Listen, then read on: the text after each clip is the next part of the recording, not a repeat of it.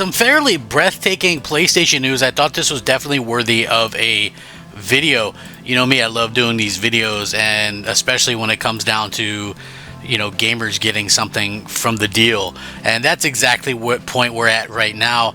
Love to see this. Listen, I don't think any company is perfect for sure, but I like what Sony is doing. I like that they're out there trying to make things as good as possible for the fans right now. You know, yes, I realize everything kind of can change in a blink of an eye, but also I'm very positive that, you know, Sony has good people working behind the scenes, and they realize what's kind of going on. So, you know, I can't wait to get into this video. I think it should be a fun one. What's up, everybody? I'm Crap Gamer. This is Crap Gamer Reviews, back with yet another video. Thank you so much for checking it out. I certainly appreciate it. If you guys wouldn't mind hitting that like button, I would appreciate that as well. And if you could also, quite possibly, you know, just maybe see if you can, you know, subscribe. That would be incredible.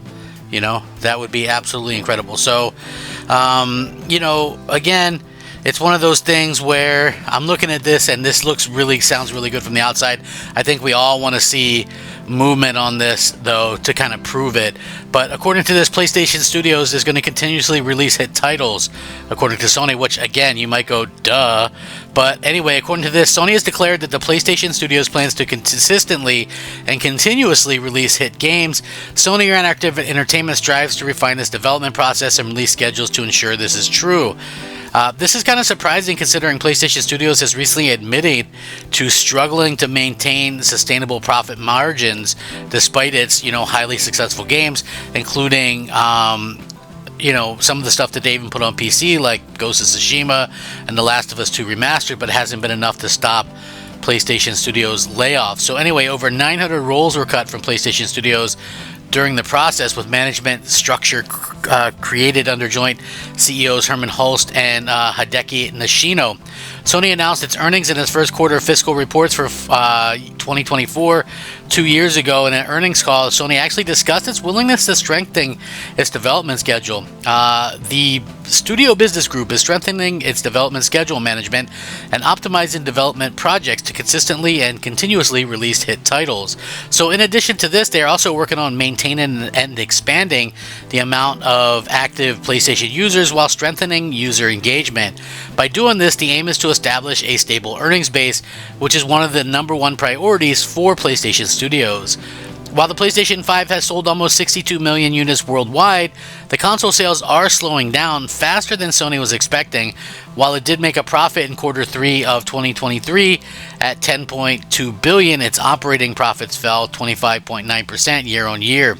In terms of game releases, it's been a relatively quiet year for PlayStation overall, as they haven't released any blockbuster type of games this year. Despite this, they have announced several console exclusives, including Concord Astrobot, while they have LEGO Horizon Adventures slated for a Switch release as well.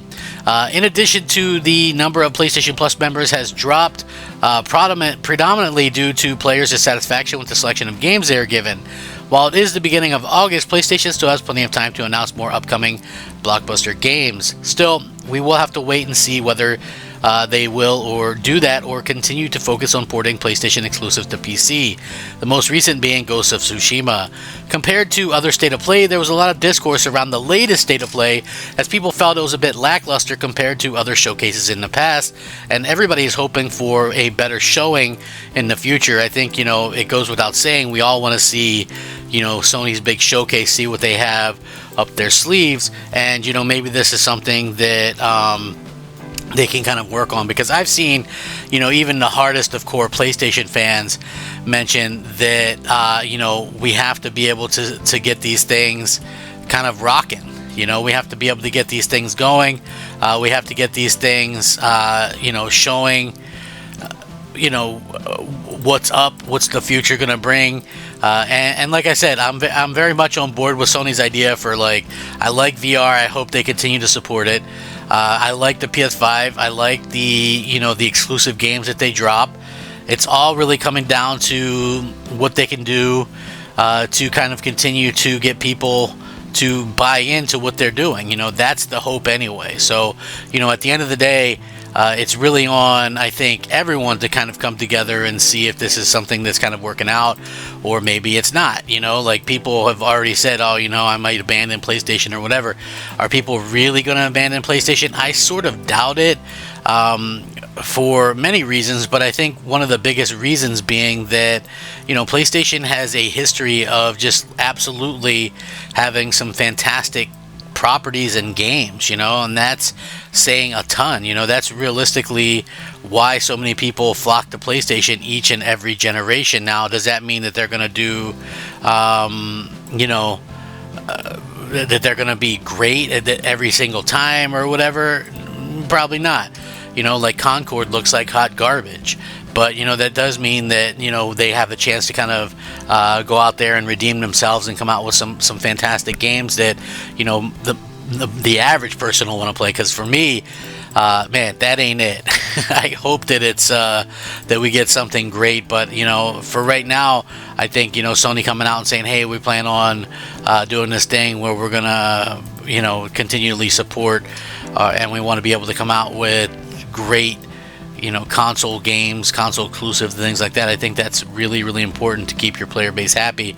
And listen, I get it, because many of us, myself included, we're all about like, oh, exclusives.